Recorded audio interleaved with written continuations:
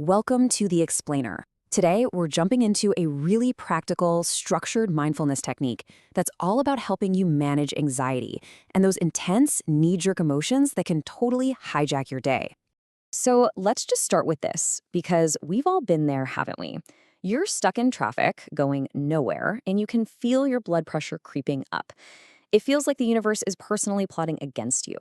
But what's actually going on in our minds in that moment, it's the perfect way to see how a completely neutral situation can just spiral into a massive source of stress. Okay, the secret to breaking the cycle is understanding this one simple difference. On one side, you have the event. That's the objective, neutral fact of the matter. There is traffic, period. But on the other side, you have the incident. And that's the emotional story our brain spins around the fact.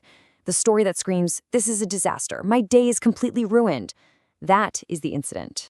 So how does this even happen? Well, our minds are basically storytelling machines. They take a neutral fact and almost instantly filter it through all our past baggage, our fears, our expectations. It's a totally unconscious thing that turns a simple delay into real, actual suffering. But here's the thing. Because it's a process, it's something you can absolutely learn to interrupt. This gets right to the heart of it. There's a gap, right? A little pause that exists between what happens to you and how you choose to react. The whole goal is to find that sacred space and make it bigger. And a fantastic tool to help you do exactly that is the silent method.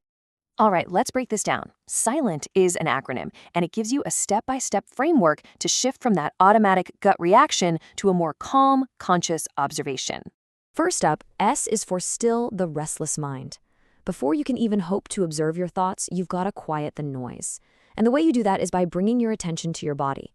Just for a second, right now, feel your feet on the floor or notice your hands in your lap. This super simple act creates that first little crack of space between the event and your reaction. It yanks your focus from the chaos in your head back to your physical presence in the world. Next, we've got I for invoke awareness. Now, this isn't about trying to create peace out of thin air. It's about remembering that it's already in you. The big idea here is that you are the observer of your thoughts. You are not the thoughts themselves.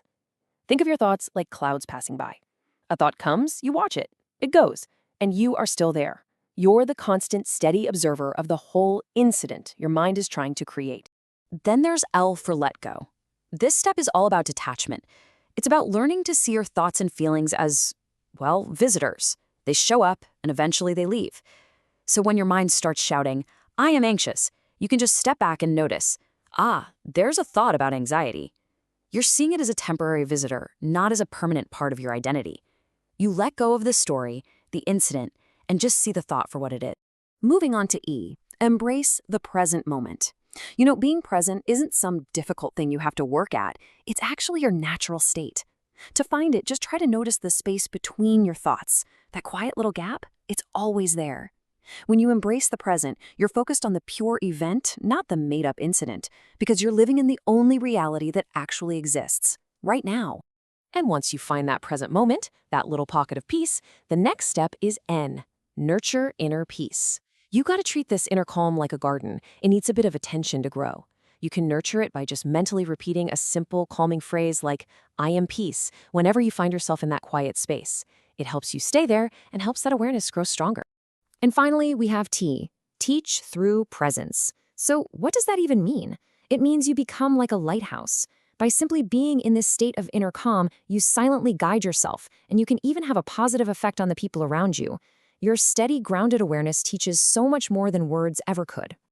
Now, to really make all this stick, we need to go a little deeper than just the steps. There's this core metaphor that turns this whole thing from just a technique into a real philosophy you can live by. This quote just nails it, doesn't it? Your consciousness, the real you, is the huge, unchanging sky.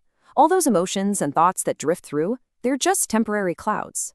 A big thunderstorm of anxiety might roll in and block the sun for a while, but it doesn't hurt the sky. It just passes through, which means you are not the storm.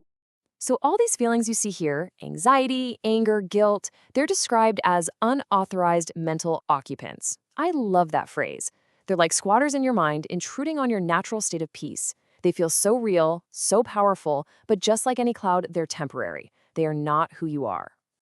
So that begs a pretty big question. Where do these clouds even come from? If our natural state is peace, then why is our sky so often full of storms? Well, the answer comes down to three core mental filters that completely warp how we see reality. Okay, imagine your mind is a perfectly clean mirror. These three things are like mud getting smeared all over it. First, ignorance. That's what makes you confuse the event, the traffic, with the incident, the whole "my day is ruined" story. Then you have attachment. That's you desperately wanting the traffic to just go away, fighting against the reality of the situation. And finally, delusion. This is the big one. It's when you actually start to believe you are the anger, you are the frustration. You forget you're the sky and think you're the cloud. And that is why we react to a distorted, muddy reflection instead of reality itself. Now, before we get into how to practice this every day, this is super important. The silent method and mindfulness in general are incredible tools to support your mental health, but they are meant to complement, not replace, professional medical advice or any treatment you're currently on. Always talk to your doctor. So, we've got the framework, we've got the philosophy. The million-dollar question now is, how do we actually take this amazing insight and weave it into our daily lives so it becomes a real, lasting habit? Here are three really simple steps to start with. First, when a big emotion flares up, just pause. Resist that immediate urge to slap a label on it or build a whole drama around it. Second, ask yourself that crucial question. Am I seeing an event or am I creating an incident? And finally, just take a minute or two before you go to sleep to reflect. What clouds passed through your sky today? Doing this simple review builds your awareness for tomorrow, helping you get back to your inner peace one moment at a time. And really, this is what this whole explainer boils down to. It's not about getting to a place where you never have another dark cloud of anxiety or anger. That's not realistic. It's about changing your entire relationship with them. It's a question to carry around with you, a reminder that storms always, always pass. But the sky, your true nature, always remains.